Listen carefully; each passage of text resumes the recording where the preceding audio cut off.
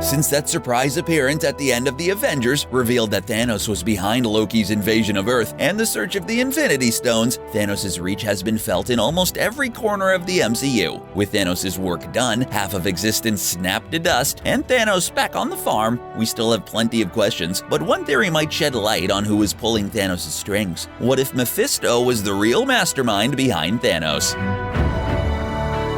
There are plenty of fan theories when it comes to comic books and superhero movies. Some might say it's all part of the fun. Comic books and superheroes provide a rich well of clues and hints on which theories can be built upon, namely in the nearly endless layered realities that make up the collective Marvel universes. That's right, plural universes. The Marvel Cinematic Universe isn't just an adaptation of the comics, it's a parallel universe. Just how many universes are there? What is commonly referred to as the main continuity of Marvel Comics is number 616. Each universe has its own version of the Marvel characters that we know and love. Sometimes what happens in one universe can provide clues for what might happen in another. The Marvel Cinematic Universe, otherwise known as Earth 199999, has certain parallels with 616 with certain differences. This means that both realities had a civil war, but with different causes and outcomes. Thanos collected the 6 Infinity Stones, known as Infinity Gems in 616, to destroy half of all life in the universe. But it was not to restore balance in the MCU, but to impress his girlfriend, Lady Death. This means that the comics can give us clues to the future of the MCU, but there are certain differences to keep us guessing. Of course, Easter eggs left by filmmakers can also give eagle-eyed viewers clues as well. After 10 years and over 20 films, everything has been leading up to Infinity War, and now that we approach the endgame, fans are looking for what happens next. There are plenty of MCU theories floating around the internet, but here's a big one. What if there's someone pulling Thanos' strings? Let's review what we already know, shall we? In the dark end of the galaxy from the planet Titan, there was Thanos. From what Thanos told Doctor Strange in Infinity War, Titan faced a crisis of resources. Thanos' solution was to simply wipe out half of the population. Obviously, this was a hard sell to the people of Titan, and as a result, from Thanos' point of view, Titan perished. So he set about having the galaxy's population personally without asking first. How rude. At some point, he stumbled on the Infinity Stones as a way to expedite the process. First, he set out for folks to gather the stones for him by handing out the ones he knew about. Loki got the Mind Stone to help him take over Earth and acquire the Space Stone, which we knew as the Tesseract. Thanks to the work of Earth's mightiest heroes, that doesn't go as intended, with the Tesseract making its way to Odin's trophy room and the Mind Stone eventually ending up in Vision's forehead. Long story. Thanos decided to stop using middlemen and gather the stones himself. While we didn't see it happen, Thanos gets the Power Stone from the Nova Corps at Xandar and the Space Stone from Loki.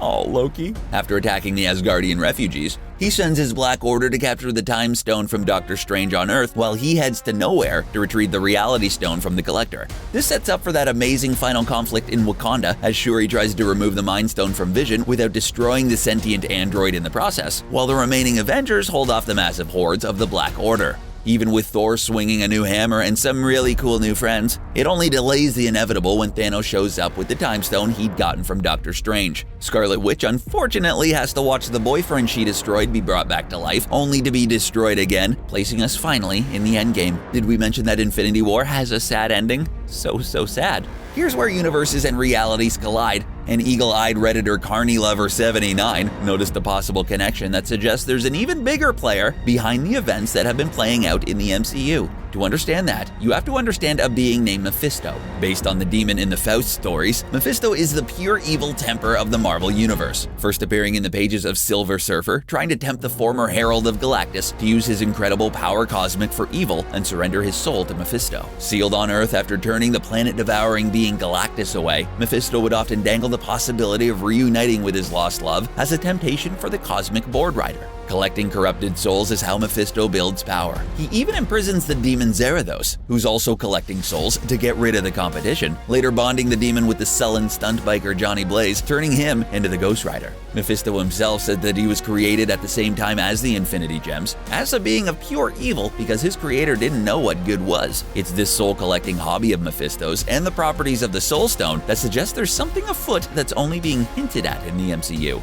Remember how we said that comic book Thanos snapped out half of existence to impress Lady Death? Well, he got that idea from Mephisto. It was also Mephisto that talked Thanos into limiting his powers so the United Heroes could almost take the Infinity Gauntlet. Ultimately, Mephisto and Lady Death betray Thanos, leading to his ultimate defeat, and Nebula of all people getting the gauntlet. Whether it's Earth 199999 or Earth 616, Thanos just can't get good help. We haven't seen Mephisto in the MCU yet, but he's been mentioned for those quick with the pause button. In the end credits that's repeated in the Avengers, Fury hands Captain America a confidential folder about the Tesseract, and on the bottom there's a clue that not only explains how the Tesseract and the various Infinity Stones work, but also how they know that. This section reads, how they want to be used and deny certain wishes. Mephisto was the one who proposed that a billion sentient, universally linked will overcome this problem, and that the cubes could be as powerful as the Infinity Gems. In a promotional release of the document, those words were redacted. How S.H.I.E.L.D. managed to get Mephisto's opinion on how the Tesseract worked, or how to overcome it, is anyone's guess. Maybe they asked Johnny Blaze, who may have been the one to pass the spirit of vengeance to Robbie Reyes in Agents of S.H.I.E.L.D. Hey, with rumors of a Ghost Rider series on the horizon, only time will tell. However they did it, it does support a motive for the Dark Temper of the Marvel Universe to manipulate the Mad Titan in the MCU. This is where the Red Skull and the Soul Stone come in. The one mystery left to be solved in Infinity War was where the last stone, the Soul Stone, resided. The stunning surprise about who was watching over the Soul Stone brings us a possible clue as to another force behind the collection of the Infinity Stones. Audiences were shocked to discover the fate of the Red Skull after he grabbed the Tesseract at the end of Captain America: The First Avenger. Since that time, he's been tasked with watching over the Soul Stone, the last remaining unfound Infinity Stone. It's his solemn duty to inform anyone who seeks the stone that they must give up the one thing that they love the most. In Thanos' case, that's his favorite adopted daughter, Gamora. Good thing he brought her along, hey? Well, not for Gamora. In the comics, we know that the Soul Stone, known as the Soul Gem in the comics, and the S.H.I.E.L.D. folder, it collects souls. In fact, it craves souls, which makes life difficult for its caretaker, Adam Warlock, who has a tendency to reside inside it, with the other trapped souls, including Gamora.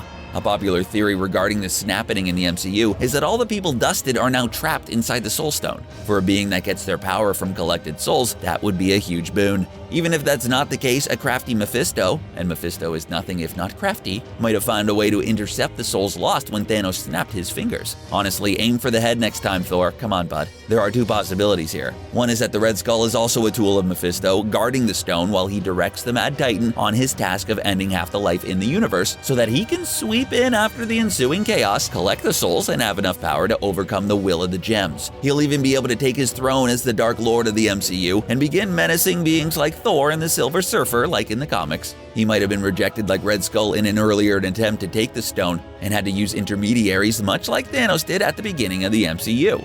The other possibility is that Red Skull is Mephisto. This would mean that after the Space Stone rejected the Red Skull and sent him to watch over the Soul Stone, he started hatching his plan to gain enough power to overcome the will of the stones.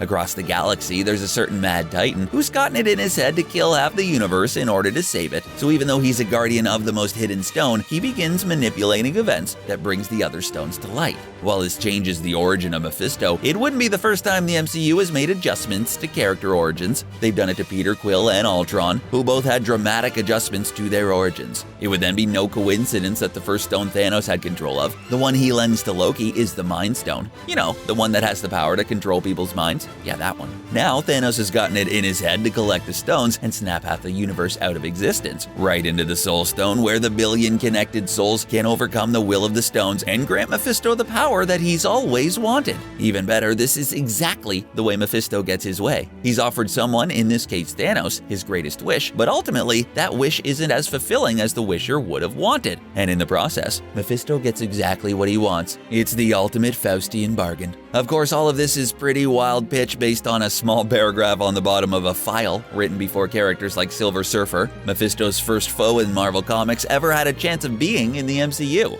Mephisto's presence in the MCU would be huge, not just literally, as Mephisto has a tendency to appear as an enormous figure, but huge for the MCU itself. One of the bigger tools in Mephisto's bag of tricks is his ability to alter the fabric of reality. He's had a hand in resetting parts of the universe, like erasing the marriage of Peter Parker and Mary Jane Watson in the One More Day storyline, that also erased the world's memory of Spider-Man's secret identity after he revealed it in Civil War. With the merger between Fox and Disney, two big titles return to the Marvel fold, while introducing Marvel's first family, the Fantastic Four, shouldn't be too difficult. The X-Men and the Mutants are a trickier proposition given their historic position in the Marvel Universe. With with the mutants working as an allegory for bigotry in the Marvel Universe, introducing them and their story that dates back to the Egyptian Empire at least becomes a little more problematic. There are storylines available to the MCU that could be adapted to bring Earth 199999 in line with other realities that also has mutants, like the House of M, where a distraught Scarlet Witch discovers her own reality-altering abilities by reshaping the world. Mephisto could end up being the one who introduces Scarlet Witch to that power. Or maybe Mephisto could take Thanos' place as the supervillain of the MCU for the next 10 years. Now we understand that, as far as theories go, this might seem like a bit of a long shot, but it's not the craziest thing that would have happened in the MCU, and Mephisto has been a key figure in the Marvel Comics for more than just Silver Surfer, Thor, and Ghost Rider. Having the Temper of Souls and Master of Manipulation in the MCU could open up a whole new world of possibilities and provide a new driving force going forward. Only time will tell. Now that you've seen all the evidence, are you convinced? What do you think about the possibility of Mephisto pulling Thanos' strings to manipulate the events that lead up to Infinity War? Let us know in the comment section below, and don't forget to subscribe to CBR for more MCU content. Thanks for watching.